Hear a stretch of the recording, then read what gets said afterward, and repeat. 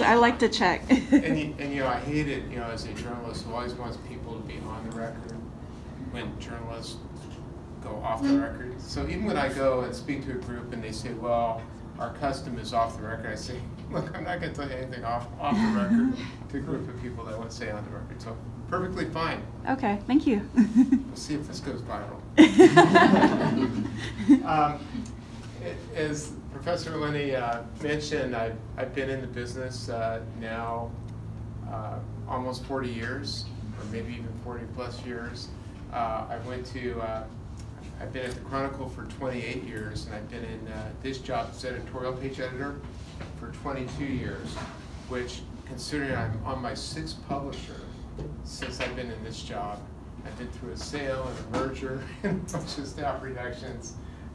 So I've managed to survive, and as I always say, if you're not qualified to do anything else, to stay with it. So it's been a lot of fun. I graduated in 1977 from Humboldt State, up there on the North Coast. Anyone know where that is? Anyone heard of Humboldt State? A couple heads nodding. Anyone thinking about going to Humboldt? No. Anyway, small school, and the real advantage of it, and I think Laney is a lot like that too, is when you're in a small school in journalism and you get to know your professors, you really get a lot of feedback. You get that kind of personal relationship that, you know, there's nothing wrong with going to a large school, you know, one that has a great football team and everything. But when you go to a small school, you have the advantage of not only do you know the professors when you're in school, but I always say, like at Humboldt, you leave with a 100,000-mile warranty from your professors. They stay in touch with you. They see how you're doing. So that's how I got my bachelor's in journalism. How many of you are planning to major in journalism? Or considering. Considering. Well, you know, you don't necessarily have to. There's pros and cons both ways. Some people will say don't major in journalism because you know, you can learn it all on the job. But the advantage of being a journalism major is you're much more prepared to hit the ground running. And especially now, if you look at the way the market is, a lot of times the larger newspapers like the Chronicle are hiring younger people for a couple reasons. You know, when I look at our hires over the last few years, very rarely, like I came to the Chronicle from the Denver Post, you know, and in my early 30s, that kind of hire is very rare anymore for a couple reasons. One, obviously it's very hard to hire somebody at the Chronicle and recruit somebody from another market who's established, because they're going to come in and say, well, why should I take that downgrade in, you know, quality of life with the cost of living here? But the other thing and the really positive thing that all of you will have going for you if you're interested in pursuing a career in journalism is we're so moving toward a digital world that you have advantages that somebody my age, or even, you know, in their 30s and 40s and 50s, who's been out for a while, might not have, in terms of understanding how people communicate with each other, understanding what the tools are, understanding what makes something go viral. So it's really, in that sense, probably studying journalism can be a plus now. So I went, my first job was at a small newspaper in Northern California called the Red Bluff Daily News. It's south of Redding, where they had the big fires. And it's a circulation 8,000. It's one of those things when you end up at one of those small newspapers, you're doing everything. You're doing photography, you're doing headlines and layout, you know, you're writing. So it's a really good experience. At the same time, you know, it's for practically no pay, and it's tough if you come from the Bay Area like I grew up to live in these really small towns. But I had a break. About 2 years after that, the company that owned the Daily News had an opening in its Washington, D.C. bureau. So I went from Red Bluff, circulation 8,000, to covering Capitol Hill for this chain of newspapers, which was really a really good experience. It was like a postgraduate education in politics and policy and journalism. And after doing that for 4 years, I went to the Associated Press in Philadelphia. And I'm sure you're all familiar with Associated Press at that time, and still is the world's dominant wire service. And I really enjoyed working for a wire service. In some ways it was almost like what we have to deal with now in terms of being multimedia, because you had to write for the radio wire, you had to write for the newspaper wire, you had to write, you know, we didn't have tweeting then, but we had kind of the equivalent. Like if you're out there and you see, as soon as you're able to confirm things, you call it in and they'll put a bulletin on. Like there was one time I covered a car ran into a crowd of people who were waiting in a cheese line. 5 people killed. As soon as I got that confirmed, I called in, 3 killed, called back, 5 killed. So in a way, we were kind of ahead of the curve in terms of that instantaneous reporting. But the downside for working for a wire service is, as exciting as that could be, is you could do a story for Associated Press in Philadelphia, and that story may go all over the world. We had some pretty big stories during the time I was there, but the one place where no one would ever see it would be the town that you're working in. Because in Philadelphia, they had 2 vibrant papers there, the Daily News and the Philadelphia Inquirer. And if you scooped them on something, what would they do? They wouldn't say, oh, we're going to run that John Diaz Associated Press story. They're going to send their own reporters out to match the story. So I really missed sort of the give and take that you have of working in a community. So I went from there to the Denver Post, which at that time, there were 2 newspapers in Denver about equal size, the Denver Post and the Rocky Mountain News, and they were neck and neck competitive, and it was really a fun time. And I covered the state capitol for the Denver Post, and finally in 1990, I decided, I grew up in the Bay Area, I had a young daughter, wanted her to grow up in the Bay Area because I love this area, so I finally got a chance to come to the San Francisco Chronicle. And I worked on the city desk as an editor for 6 years. And then an opening came out, you know, just I had reporters working for me. And then an opening came up in as the editorial page editor. At that point, I'd never worked on a day on an opinion page in my life. But suddenly they wanted to try something different, get somebody who had some more, you know, was a little faster on the news and that kind of thing. So they ended up approaching me to interview for it. They offered me the job, and I'll tell you the truth, I had no idea what I was going to be doing or how well this was going to work. But I figured this, you know, well, first of all, I was wondering, we have like 365 days a year. Do I have 365 opinions a year in me? But I looked at it this way. I thought, okay, you know, if they're willing to take a chance on me, I've worked for other people who didn't know what the hell they were doing. So I figured I would try and figure it out. And my philosophy was twofold. One, and this was from my experience of being a reporter and editor. First of all, if you come in and you take the big job, and you work harder than anyone else in the department, they're not going to begrudge you. And the second thing I learned, and this is from seeing editors who failed miserably, including some of the struggles I had when I first went from reporting to editing, is the key is don't feel like you have to go in and know everything from day one. Listen to people. Listen to people, the people who work for you. And that goes a long way with people trusting you. I mean, the worst thing is when you have somebody who comes in and has a little bit of knowledge and confidence that far exceeds their knowledge, then people are going to sabotage you. So now, 22 years and 6 publishers later, I'm still here. So I guess it worked out. But I want to take your questions. I know it's a warm day and everybody's staying awake. Yes? I saw you had an interview with Nancy Pelosi about the Kavanaugh case. Why do you think that it went so fast for them to determine that, I guess he was not guilty about it? Why do you think the case was so fast? Why The FBI investigation, you mean? Yeah, it's a little different from a case. It's not a trial in a courtroom. It's the FBI privately investigating the background that they received. So they weren't judging him guilty or not. They didn't have the power to do that. Yeah, I think there are a number of things. I mean, our editorial position had been that the charges were very serious, even though they were 30-some-odd years old and needed to be taken seriously. And our position was, if nothing else, his response during that hearing showed a man who was unfit to sit on the Supreme Court. Right. I mean, you want a judge to be the type of person who, when things get hot, they get cooler. You know, that as things are breaking out, you don't want to see a judge who's combative, who's insulting senators, who's interrupting senators, who's dodging questions. Right.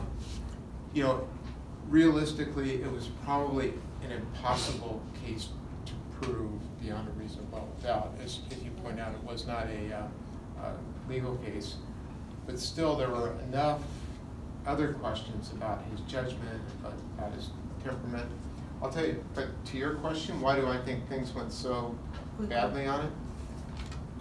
We wrote an editorial when the memo was first became public, when Dianne Feinstein said that she had turned over the information to the FBI. I think Senator Feinstein played this badly. It was unfair to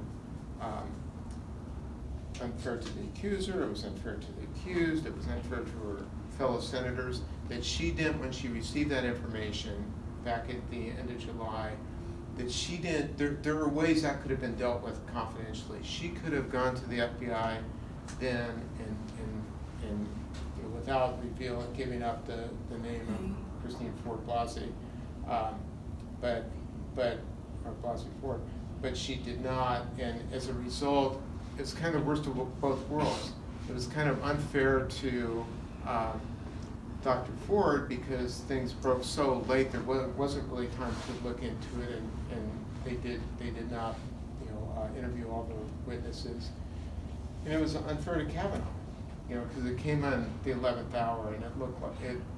And it's unfair to the senators, Republican and Democrat, because it did look like an ambush. So the thing was just messed up all around. Yes.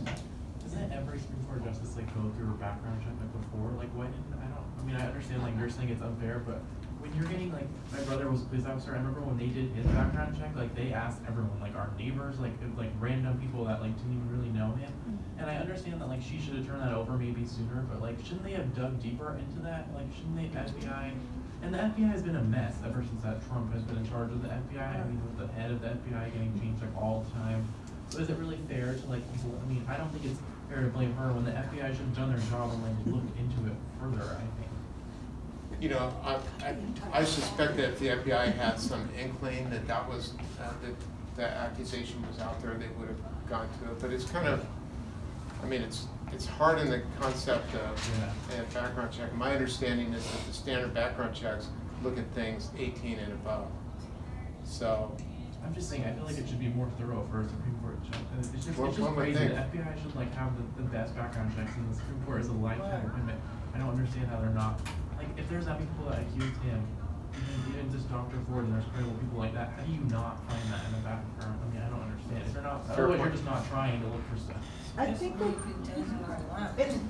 that like these people in power, these like old white men, think of the Me Too movement as a blip in time, and they're not taking it very seriously. Yeah. And also, I think you have to remember that that shit is normal.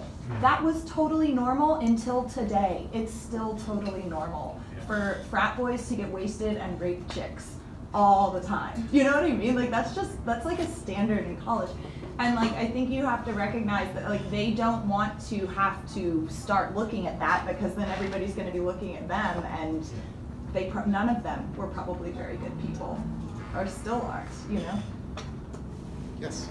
So I met you last year. So last year. Were you in the class last year? Yeah, okay. Yes.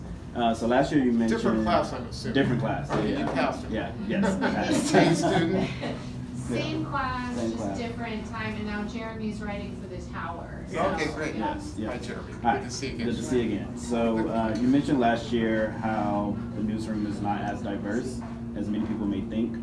So how has this changed in the recent like political and racial climate? And if it hasn't, what do you think the disconnect is?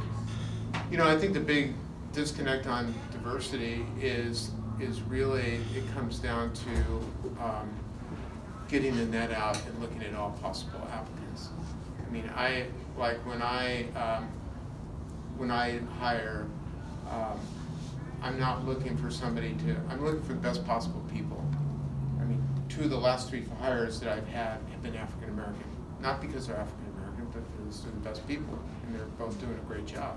Kai Milner and Spencer Whitney. Kai is a columnist and editorial writer. Spencer's assistant editor is in charge of letters and our podcast and a lot of digital things. I think it really comes down to the limitations, and we're making a concerted effort. And I think if you look at, under our editor-in-chief, Audrey Cooper, our hires are much more diverse. And it's not as if, I mean, we don't have affirmative action, there's no quotas. It's just a matter of getting the net out and seeing who's there. Because here's the thing, in journalism,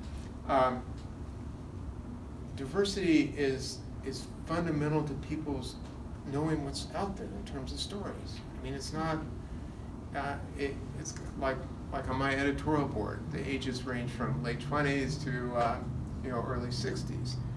Everybody brings a different perspective. Everybody sees stories that others would not. I mean, Spencer, my assistant editor in his late 20s, he knows stories that just are not in my world, and conversely. And I think if you look at the problem when you have like a heterogeneous newsroom where people are in their, they're homeowners, they have kids in school, they're all about the same age. We're right on top of whatever story is happening with, education reform. We're, if something's going on with property taxes, just name all those topics. But the world's a lot larger than that.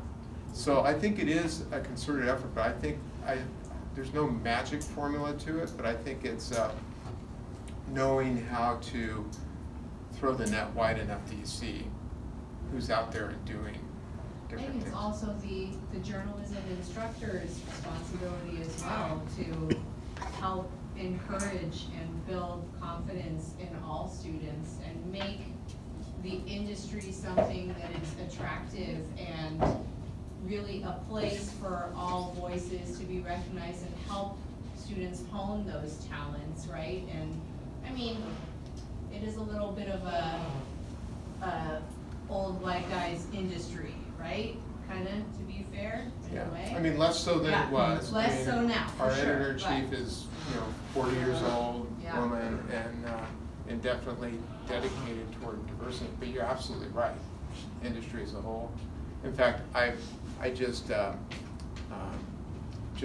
appointed to the board of directors for the California Newspaper Publishers Association, even though I'm not a publisher.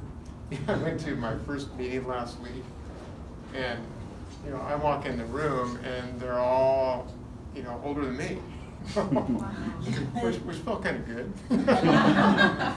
So you the young face. but yeah, it's definitely and you're right. I mean, right here, if we look at the pool of students that we have coming in, and I think it's just a matter of us going out and finding the widest, best pool of applicants. I think diversity of results. Yes. And so to add to your point about mainstream news covering more global and national news, how can journalists then cover these same issues and make it relevant to their communities? Well, our challenge when we're at the Chronicle is to really do stories that that ring true for the communities that the stories are about, but also to resonate with everybody. I mean, we're not going to just write a story about Oakland or a story about Asian Americans for Asian Americans. I mean, we want, I think part of our role as a newspaper is to have people understand different communities and not just the communities that they're in. I mean, I have this theory. I live in Alameda, and I look at the schoolyards, and it's fairly diverse. But I think even when you have a relatively diverse community, sometimes like the parents are not so diverse when you look at how they grew more than the kids. So I think, I mean, you want it to be authentic to the community that you're covering, whatever that community is. It's important. Yes? Sorry to take it back to the Kavanaugh thing, but I was just curious about your opinion.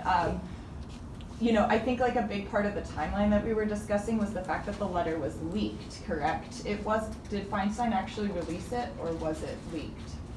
The memo that included the allegations was leaked, but it wasn't sure who did it. Feinstein's vehemently denied it. Nobody quite knows. Do you have a suspicion as to who may have leaked it, or for what reason? Well, that's what's not clear. Was it? It seems like a really weird, like it had to have been, like it's just such a weird move. Yeah, but that's Washington. Chaos for chaos' sake, or? Well, nothing stays secret in Washington. Right. And having worked in Washington myself, I mean, there's a lot of different motivations people leak. Sometimes it's for a particular agenda. Maybe it's because somebody wanted to sabotage the Kavanaugh nomination for whatever reason. Political, maybe they had another judge that they liked. So you don't think it was maybe like an ideological thing? It may well have been. Could have been that. But here's the thing in Washington. Sometimes people leak just because they want to show you how important they are. It's kind of like they're showing off to reporters. Like I have access to this. Yeah. That doesn't surprise me. So it's really impossible to tell. Yes. About 3 months ago, 325 newspapers ran a free press editorial defending the press against Trump's attack. I ran across your name in a Washington Post memo. The Chronicle didn't publish anything like that. Why? I mean, you were listed as a, Absolutely. Yeah. I'll tell you why. Why? I'll tell you why. We actually just watched the Colbert video too. Oh, you Okay. I did it to get on Colbert. No, No, I love Colbert. well, here was my thinking. I mean, I take second to none in how we've gone at, how I personally and the paper institutionally has gone after Trump for, going after the press and not just calling us enemies of the American people, but threatening to go after Amazon's business interests because he doesn't like Bezos. All kinds of things that he's done. We've been consistently critical. The way they banish certain reporters from flights. I mean, everything. It's very authoritarian. In fact, I was in the Philippines this summer and looking at Duterte and what he has done and how he's even invoking Trump's language. I've wrote about that. But here's the thing. I just think if you're an editorial page, if everybody does the same thing, it's not original thought, it's a petition. Okay.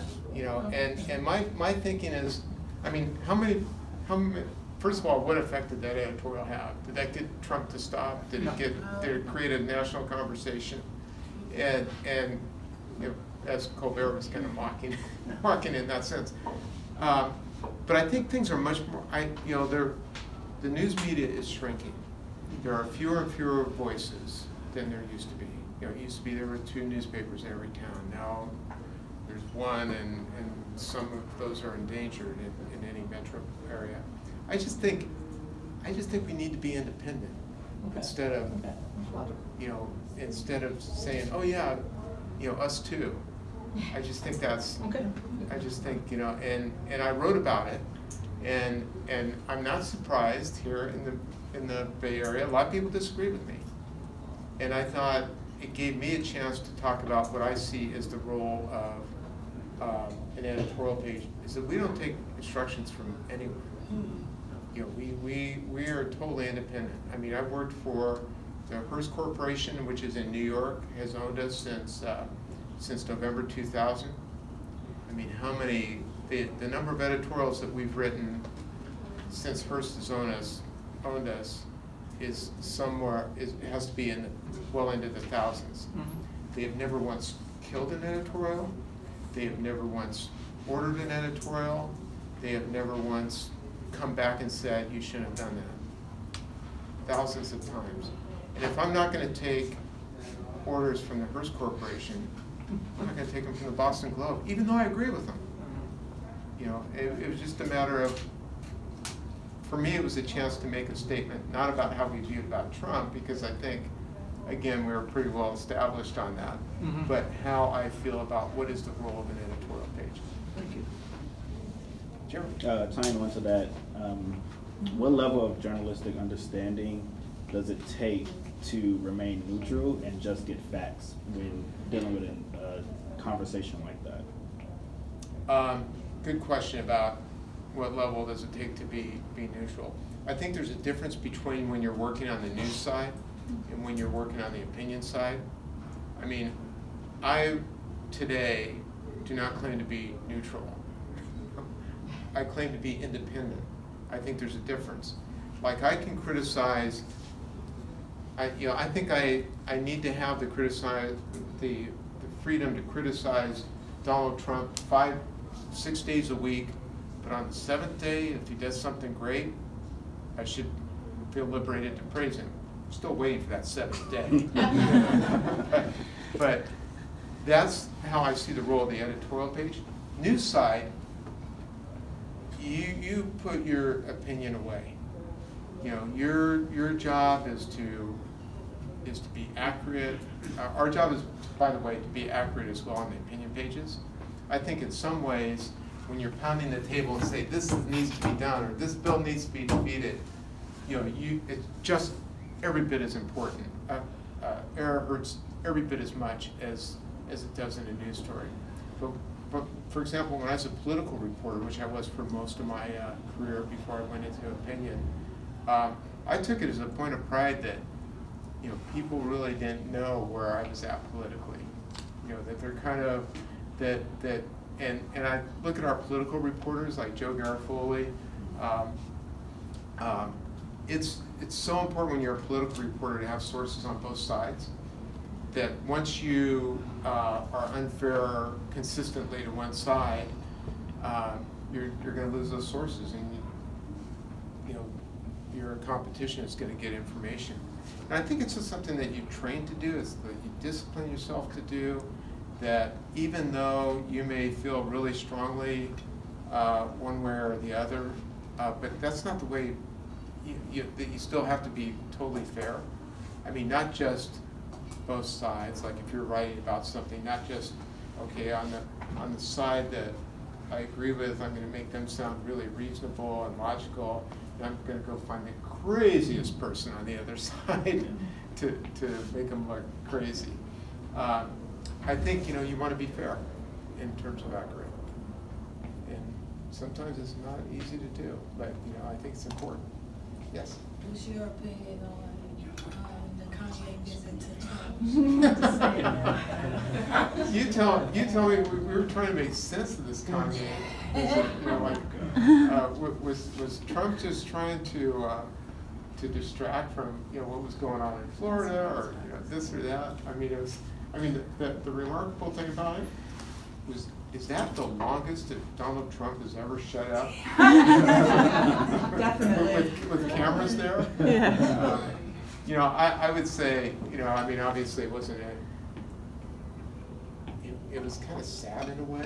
I mean, my feeling just from the clips I saw of it is is Kanye okay? Is this sort of explaining somebody who has some issues? And it was not very effective by Kanye West in terms of, he had some really important issues he wanted to bring up. He wanted to bring up, some criminal justice reform issues that are very legitimate, but it was just like this scattershot stream of consciousness, words you can't say in the newspaper. It was, I felt for him. Yes. Chris Rock tweeted that you guys know Kanye's always been like this, right? No. So I as someone who's known him for a long time, this is Kanye is a really big platform right now, and no, he's obviously not mentally stable, not 100% anyway. I mean, I'm not a psychologist, but apparently he has never had an issue with just saying stream of consciousness crazy stuff no matter what's been going on. And I think that his inability to recognize his level of responsibility in that moment, and the possibility that he could have done something with it like Kim did, would have been really cool. But you know, that would have, I think Chris Rock was just saying that would have taken a leap of, you know, kind of a personality shift that he'd I never just felt like done he before. was saying that he always had it in him, it just got worse after his mom died or something. Oh, yeah, well, Yeah, I mean, I think that that's is the point. natural, and- He's changed a lot Personally, since I'm then. blaming the Kardashians. There's some of that too, yeah. Yes. Me and my friend was having this discussion yesterday, and I get the comparison going off the Kanye situation. The same impact that I feel like great for Kanye for wearing the Make America Great Again hat and looking dead center at Trump next to Jim Brown is the same exact effect of saying George Bush don't care about black people. He's never said things the most politically correct. He has the biggest platform in music history, or even as outside of music, like when he speaks to world stops, and no matter if you like it or if you agree with it or not, like he is the voice of our generation, and people actually listen. Like he's done things that's outside the box that's worked. Like some of your favorite artists has taken something from Ye. Like he's done enough to where he should feel like this. And discovering that he's bipolar at 39, that's fucking phenomenal. And I think that's actually a superpower because he's actually doing exactly what we're supposed to do. Supposed to have dialogue. Okay, cool, Trump's in office. Let's make the most out of the situation. Like, let's actually change some shit. Like, you gotta destroy, you gotta like, you know, you gotta rebuild before you know, like destroy before you rebuild. Like, you know, our country was torn apart when a fuckboy got in office. Use my language, but, you know, but at least like, you know what? He's wearing the hat, and as a black man, that gives him like a superpower because he is the voice of the people. Because if he did say things the most politically correct, I think everyone would be on board of what he's doing. But people that's like not mentally stable and that has like that genius like IQ or whatnot, you know, like a Steve Jobs or whatever, we don't agree with them, but we actually respect their views in that sense. So I think that interview with Trump was actually really fucking cool because he brought up the stop and frisk. Right. Like that needs to be Right. that needs to be gone. Like. And for the fact that he didn't put Jim Brown in front of him as like an icon, like it was literally Kanye and Trump. Like this is like, you know, that's what everyone wants to see. Like he let him have it, and he was shocked. Like you know, I'm sorry, I'm going on a tangent. Go ahead. My bad. No, that's interesting. Makes sense, bro, because I was thinking about that too, no lie. Like, I mean, I think like what he's doing is fucking dope. Like as a black man wearing that hat, like he's saying, man, fuck y'all, because I don't know if y'all know Kanye, but he actually tried to buy the rights for the Confederate flag in 2013 to do the same exact thing that he was doing right now, and that was for the Yeezus tour. But I guess something happened when he couldn't purchase it, and he's basically just taking power in what we should do. He's actually meeting up with Dan Gilbert. Granted, whatever he feels about LeBron and like that racist email, that's cool, but he's actually rebuilding Detroit like really well. And he's gonna turn Chicago into something special. Like I think everything is gonna lay out into something different. Because as a non-athlete, like he's done well as a businessman. Like out of all the superstars, in my opinion, I think he's gonna be what Michael Jackson should have been for our culture. Because he already attacked Fashion Week. You know, he had everyone that runs through Donda. I don't know if you're familiar with Donda, you guys, but Donda is a group of Kanye's like super team, which is Virgil Abloh, which is the head of designer at Louis Vuitton, and he's actually an architect by trade. And also is Don C. Also that's Jerry Lorenzo, and all these people that I'm naming are people that are influencing our hip hop culture. They're styling like Kendrick Lamar on stage, like. I don't know if you've seen Kendrick Lamar, he does not have the best style sense until recently, so. And his production value on concerts, even Drake, for example, I don't know if you've seen Drake, like the way he's designed his stage is St. Pablo-esque, like he's taking things to a whole other level where he's like 100 years. It's not making sense right now, but I think at the end of the day, like I think it's gonna make out for what it's supposed to be. Can I ask you a question? So it. Is part of what you're saying that you think that Kanye's kind of lulling Trump into a false sense of security, and then he's going to have like a platform in order to introduce a new idea? I think that it's not that there's like a new idea. I think him discussing with Trump is. I think Kanye's the only person that Trump will actually listen to. I'm dead ass serious, and the reason that he's willing to wear the hat, and he actually redesigned the hat into like a cooler hat. Like the way he describes it, like, you know, it's cool to call it what you call it. Like black people loved Trump at one point. And for the fact that we actually used to look up to him and in hip hop reference, he's actually like someone that people used to like polarize. Yeah, cool, I don't agree with his views, but I think what Kanye's doing as a black man that's 39 years old, discovering you have bipolar from the south side of Chicago with no mom, and jumped over the Jumpman and speaking with the president for 20 minutes of stream of consciousness, I think that's the dopest fucking thing in the world. Because he actually took what he took in seriously. Like, Jim Brown wasn't there to be no token nigga, excuse my language, but he was there to back Kanye up. Like, he gave him the clout. Like, Jim Brown was like, yo, you need to listen to him.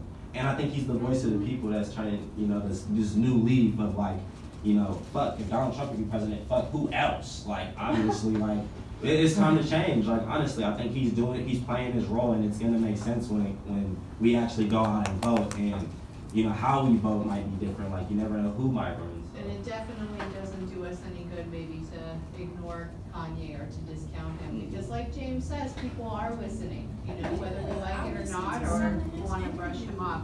I was going to ask. He got attention. I mean, a lot of media attention. I was going to ask Mr. Diaz, what is your proudest accomplishment in all of your years of journalism? Is there a particular story or a particular anecdote where you feel like you made a difference that really changed something? I'd say 2 times. One is, I'll give editorially an example, and then back when I was a news reporter. Editorially, I think the proudest thing that we've accomplished is, you know, about 5 years ago, we did a real focus on foster care, the shortcomings in California for the foster youth. At that point, there were like something like 80,000 foster youth in the state, and the services that were available depended a lot on where you lived. There were a lot of problems in terms of funding, in terms of structure, and we really had a sustained campaign. And I had one of my editorial writers go out to start the campaign to spend 3 months looking at the foster care system, and it resulted in legislation that really improved a lot. It's not perfect by any means, but improved a lot of the problems that we identified. And the day before Governor Schwarzenegger signed the bill, one of his top aides gave me a call and said, just heads up, I think you're going to be interested in some signings we have tomorrow. And I knew, yes, at that point it was going to happen.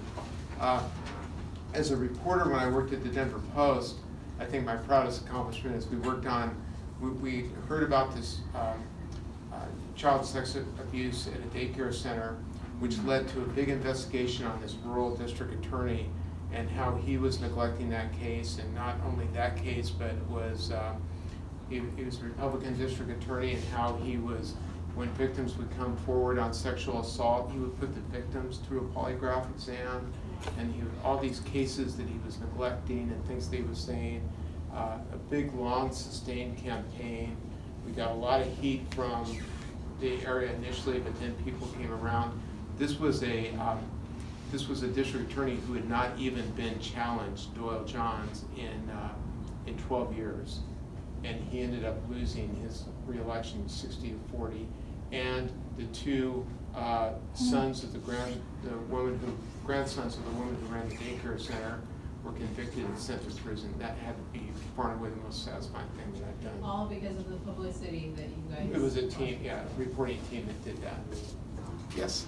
As someone that's like at the San Francisco Chronicle, how do you feel about like news publications like the Player Tribune and like Uninterrupted or like the Undefeated, where athletes and women of color actually has a platform to speak? How do you feel about their news stories, and why can't they, you know, reach that mainstream threshold? Is because the only way you would know about their editorials or like their statements or their news stories is if you actually was an athlete and like kind of pay attention.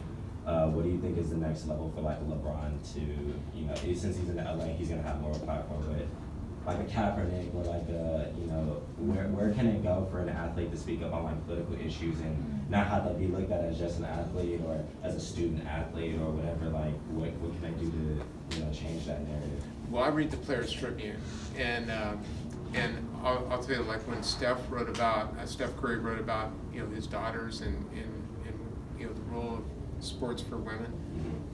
If he'd offered, you know, if I had known that he was interested in writing that, I would have had him write it for a cover of our Insight section. So I think it's really positive. I think it really, again, Players Tribune is the only one that I've seen on a somewhat regular basis. I should check out the others, it sounds like, as well. I think that's really, I really think it's important. And by the way, on Colin Kaepernick, I have been trying so hard to get him to write a piece for us. I've talked with Harry Edwards down at San Jose State, who he doesn't need to. I think what he said when he first kneeled in his whole message is already enough. Granted, like, I personally thought the Nike ad was corny and clueless as fuck. Like, I thought it was like, it was strategic marketing, actually, because the NFL was just releasing, he's the anti-hero, let's do this whole rollout. Like, he's been doing this for a while. And my second question is actually, it has to do with the cannabis industry. My biggest fear, because I understand that it's a substance or drug by the government, and you know, athletes can't use it, or people in healthcare. Do you think, unfortunately, like my prediction is that it won't be a substance or drug anymore underneath the Trump administration? You think he's gonna legalize it within the 50 states in his administration? You know, I don't know that Trump would do it, but I think it's inevitable. You know, especially as you have more and more states legalizing it, and the fact that it is a Schedule I drug prevents a lot of research in terms of, you know, its medical benefits. I think it's only a matter of time. You know, and that clock seems to be speeding up. It's almost like, you know, same-sex marriage, where it seemed kind of far off, and then the momentum. I think the same thing with cannabis. My bad, I like questions, honestly. That's okay. Where do you see the future of, like, since, you know, since the Warriors are leaving to go to San Francisco, how do you think the dynamic in San Francisco is going to change within the 5 years, or just the Bay Area in general? Because I read on SFGate that, you know, Richmond is a prospectable city with the ferry building, and people want to move there, and how it's going to feed off the energy of Oakland and San Francisco. What do you think the economy is going to be in the Bay Area, or like just the landscape in general? Because there's a lot of shit happening that a lot of people are unaware of. Like, they just like approved of a plan at Lake Merritt to build like 500,000 square feet of like apartments and shit right over that like park. That's going to pretty much look like Mission Bay. And like, it's not just like, I feel like gentrification is like the worst term, is because it's like against everybody. I think that a city like Oakland can actually thrive from this. What would you say for like Oakland or Richmond to learn off the mistakes of San Francisco, and where do you think San Francisco will be within that 5 years? Particularly since you've seen this evolution too, right? The last 20 years, you've seen the Bay Area change dramatically. It's even been, in a shorter period than that, it's really changed, especially when, you know, tech kind of moved from Silicon Valley up to San Francisco, and for a number of reasons, you know. It was a tax break. They was trying to provide jobs, like at least. Tax break was a factor. It was right after the crash too. Well, it wasn't even that it was right after the crash. Like, they basically finessed the city of San Francisco talking about they was going to provide jobs for people in the community, but they didn't. And legally by law, they didn't have to pay taxes, and it was free market. It's just like the scooters right now. Like, that's kind of like the reason why that the city's changed. But I was having this discussion with one of my friends. I think it could turn into like New York City, because like I compare the Bay Area to New York City with the 5 boroughs. Like, I feel like Manhattan would be like San Francisco, and like Oakland and Queens, and where LA is kind of like, people are over Hollywood now. People are like anti-Hollywood. People are not supporting Hollywood right now, and I feel like the Bay Area could kind of thrive from that. Like I said, well, within, you know, what you've seen, I'm sorry, I'm going on a fucking tangent, I'm loaded right now. Like, I'm being super honest, like, Mitch, you know, so I'm like, it's just, that's how I am. James, you guys, has lots of thoughts. James is very intelligent, and I'm really, you know, I know that he can be very kind of blunt and straightforward with a lot of his opinions, and I'm sure you're going to encounter a lot of classmates like that in your college career. So, you know, I think it's important that we support James and his ideas. But I also want to give Mr. Diaz an opportunity to, because you're hitting him with some questions, but we want to hear some of the answers. Yeah. Not bad. You're making a lot of good points. In fact, I think you might have future as an editorial writer. No. Yeah, you should do interviews. You know what I realized? Just got to But to shorten get up to the your questions. question, James, I think we're going to see a lot of, you know, because San Francisco has become so unlivable for a lot of people, not just, you know, in terms of residents and the cost of housing, but a lot of arts and culture is moving out of San Francisco because they can't afford it. A lot of businesses are looking elsewhere, and I do see that potentially spilling over into, you to Oakland, to Richmond, and hopefully there'll be, that those cities that, cities like Oakland will sort of influence the tech culture instead of the other way around.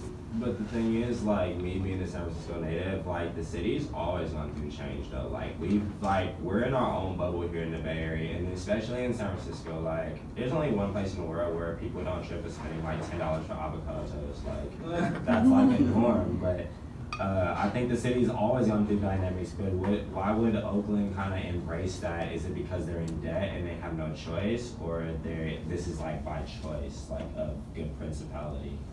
Well, I think a couple things. One, it's the livability of Oakland is going to appeal to people, who, San Francisco's becoming so expensive, so crowded, so, such a dichotomy between rich and poor that I think people will feel like they can breathe over here. I think that will appeal to them.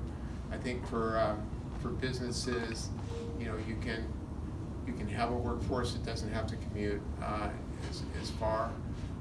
So I do think, as you point out, it's already changing Oakland. We had Libby Chaffin maybe a week and a half ago for an editorial board meeting. She said, look, when I came into office, there was not a crane in sight, and we had one of the highest rates of violent crime in the country. And now look at the development that we have in Oakland. I mean, the crane is the new bird. I mean, no, seriously, because there's 18 mega projects on one span in Oakland. And the crazy part about that whole ordeal is not to bring race involved, but there's actually 2 independent black owners that are relatives with 10 blocks apart, which is Mr. Fab and Marshawn Lynch. And I think that has not been, publicized enough, or black owned businesses or people of color of owning businesses. I think, like, I read the Chronicle and I read the SFK a lot, and I feel like it's more of a sympathy sometimes when I read certain stories. I don't think it's like actually, like, I think people want more like edgier content now. I think we're able to take it now, especially with what's going on. That's something that I kind of feel when I read certain stuff. Try to be edgy on the editorial page. No. Yes. So, like, in terms of the viability of living in other parts of the Bay Area, like, it's been on my mind a lot lately because I keep hearing about the growth in Richmond and the North Bay, El Cerrito and Albany. And then also, they're building that huge complex on Treasure Island. But in my experience with people who have grown up here and people who have lived in those areas, the rates of cancer in Richmond is really high. There's a lot of pollution from the oil refinery there. There's like a certain type of aggressive brain cancer that is specifically prolific in Richmond. And then there's also the fact that there was a nuclear warhead stored on Treasure Island for almost a decade, and the people who have lived there for the last 50 years have been instructed to not dig into the soil because the soil is still radioactive. But somehow they got the permit to build this project, and I mean, I work out on Treasure Island, I'm probably radioactive. But you do glow. Thanks, Scott. But they're just stirring up colleagues dust. are moving away from you. Yeah, well, I mean, I figure maybe it'll be good for something later. The Hunters Point has long had radioactive, and they just came up with that report. And they still living in barracks. In fact, the Chronicle's broken some stories on that where, they had a clean bill of health, and then they found some just recently. That was the one I was reading. Island, you mean? In Hunters Point. Hunters Point was they had more people living there, and they pretty much pushed, they pushed away all, like, what was it, in the 50s or 60s when a lot of black residents wanted to live around that area, they pushed a lot of people towards that area because, it was the unwanted land that was unhealthy. So it still doesn't even, go back to the fact that that land has been lived on by many people. Yeah, in fact, certainly, the Western Addition in Fillmore was very vibrant African-American culture, and then redevelopment came in. And that's almost gone. There's like one block. And that they built the brutalist architecture. You can really trace the going back back 50s stuff with the brutalist. To what James was saying too, because I was born in San Francisco. I'm 41. I remember my dad leaving San Francisco in '89 because he predicted that it was going to be way too expensive, and he was like, I'm not going to not have a retirement just so I could live here. So he moved to Texas, but he predicted all of that, and he said, you know, it just reminds me of how Feinstein also said she want to make San Francisco back then, like we're talking about in the 80s, she want to make it a Manhattan. So like all of that has come true. It's been going on for a really long time. They just had to. But I don't know that any of these are questions for you. Yeah. But so what do you We're going off topic. How do you see this? Sorry, just because I saw a couple of my students who want to ask some questions okay. Yeah. related to journalism, and then like maybe some opinion stuff too afterwards. Vivian, did you want to ask something? Yeah. I wanted to ask, what does it mean for you to work in community? To work in community? Since you've worked in like different places, like many places, and like I think you were saying when you were working in Philadelphia with the Associated Press that was the downside, that people feel like you were really like See, what I meant by that is the question about working in community is I like getting feedback from people that I cover, from people, and now as an opinion editor, people that I comment on. I mean, I like that level of accountability. I mean, sometimes it's praise, but you know it's, if somebody's upset that they're going to criticize you, but it's helpful. It like keeps you in check. You know, that, and you get perspective, you get story ideas from people who, like even when I go to the gym, there's people who will have seen my Sunday column and comment on it, good or bad. And it's kind of, there's that feedback that I think is so essential in this business, because we're really, I think in journalism, you know, it's a job, it's a profession, but it's also a public service, you know, that we have a responsibility to do. And I think, you know, especially when you work at a small newspaper, you know, then like my first paper out of school at Red Bluff, I mean, people would stop me in the grocery store and say, oh, you missed this, or why don't you write about that? And I think that's I think it's healthy, and you miss that when you work for Associated Press, and you know, yeah, you get bylines, you know, all over the world, but you don't have that same, you know, people don't feel like you're working for them or against them like you do when you're in the community. Did that hit the question you're asking? Not really? I have a follow-up question connecting to that, and it had to do with like diversity in the hiring process. So if working in community allows for feedback and such to be directly connected to what you're doing, how does that feed into the hiring process? I think it's a good question. You know, like how the feedback feeds into the hiring process. I think what it does is you feel accountable in that regard too. Like when people come in from any particular community, you know, sort of a sub-community within the community, and they see, you know, I mean, you have more credibility with them, and you have better questions if you're diverse as an organization as well. And I think that's really important. You know, I think it gives you credibility, and so, but like I was saying earlier to Jeremy, I mean, we don't hire diversity just for diversity. We hire because diversity makes better journalism. What if you have two people and it's like you have both the same credentials, they're both really good, then like how do you decide in that sense? You know, the luxury of the job market in journalism is you're almost always choosing between good people. And so if it's never exactly a 50-50 tie, but if it was close, and I see, you know, here are two really superb applicants, but this applicant adds to the spectrum on my editorial board, I'm going to, you know, in a 50-50 tie, hire that person. A lot of times it's not, but it's not like that's just a tiebreaker. That plays into what you're thinking, like what does this person bring, you know, and not just I mean, you look at like the Supreme Court and how undiverse that is. I mean, it's not only, you know, they all kind of went to the same schools, they all kind of, you know, worked with the same judges.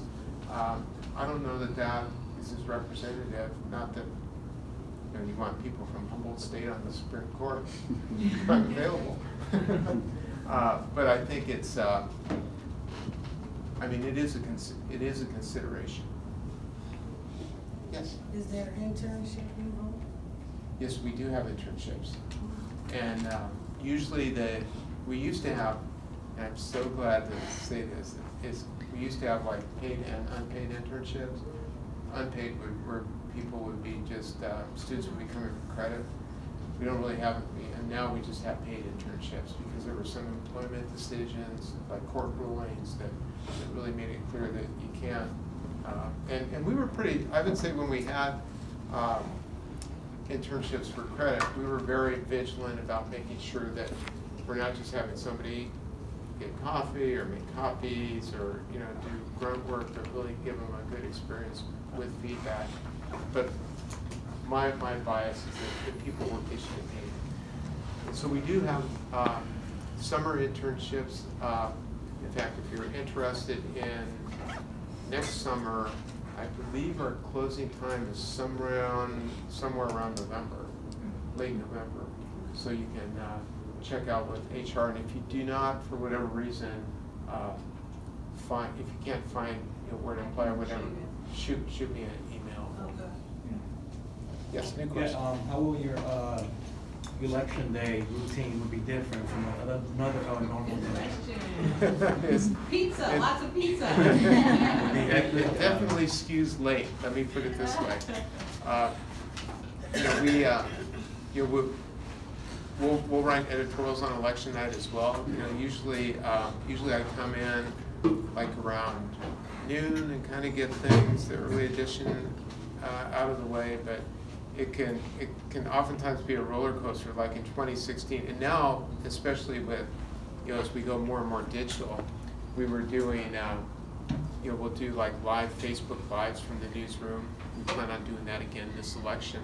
In fact, I was actually in the middle of a Facebook Live when Associated Press called the election for Donald Trump in 2016. Tried not to cry on the air, but actually it was. I mean, here's the thing about journalism, you know, news people, is a lot of times the worst things are, you'll say, that's a great story. I mean, like, no question. Trump's election was a great story. I mean, who would have predicted it, you know? Besides, I don't even think Trump himself thought he was. So he was shocked, huh? But yeah, we'll do Facebook Lives, and we'll also, you know, work to calling races. You know, you want to make sure you get it right. Especially the Bush-Gore election back in 2000, you know, that was ambiguous in the night. Networks initially called it for Gore, then for Bush, and it was kind of going back and forth. And you don't want to, you know, there's a very famous headline, probably some of you have seen, from the Chicago Tribune of Dewey defeats Truman. Yes. Nobody wants to have one of those headlines on their paper. Yes, Jim. So a couple questions that ties into what everyone's talking about. So she mentioned internships. So has the Bay Area newspaper or broadcast companies decided to do any type of like partnership to host like an event for students that are interested in going into journalism, to like do like a hiring process or some type of like forum? You know, I know there's job fairs. Like I'm in the National Association of Hispanic Journalists, and we have like job fairs usually, you know, once or twice a year, and sometimes it'll be, and I always, you know, volunteer when we have that, and it'll be like students can come by and I can, you know, give you advice on your resume or cover letter, and I'll be glad to do that if any of you want me to look at your resume and give you my, you know, free feedback. I'd be glad to do that. I would say the key for resumes generally is to keep them to one page, and to highlight. I mean, it's great if you worked at Dunkin' Donuts and, you know, did this, but you know, the more you can highlight what stories that you've done and what skills you've had.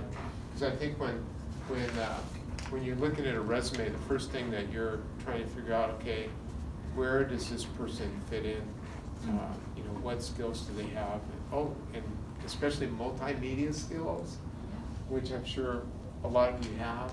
Emphasize that, you know, in specificity. If you've done podcasts, it's helpful if you can do video, because the more and more we move toward a digital world, which, like it or not, I mean, I love the newspaper, but we are headed toward a digital future.